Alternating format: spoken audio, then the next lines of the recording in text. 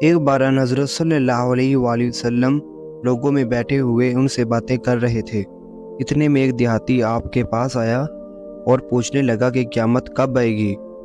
آپ صلی اللہ علیہ وآلہ وسلم اپنی گفتگو میں مصروف رہے۔ بعض لوگ جو مجلس میں تھے کہنے لگے، آپ صلی اللہ علیہ وآلہ وسلم نے دیہاتی کی بات سنی لیکن پسند نہیں کی۔ بعض کہنے لگے کہ نہیں، بلکہ آپ نے اس کی بات سنی ہی نہیں۔ جب آپ اپنی باتیں پوری کر چکے تو میں سمجھتا ہوں کہ آپ صلی اللہ علیہ وآلہ وسلم نے یوں فرمایا، وہ قیامت کے بارے میں پوچھنے والا کہاں گیا؟ اس دیہاتی نے کہا، حضور میں موجود ہوں۔ آپ نے فرمایا کہ جب امانت ایمانداری دنیا سے اٹھ جائے تو قیامت ہونے کا انتظار کر۔ اس نے کہا، ایمانداری اٹھنے کا کیا مطلب ہے؟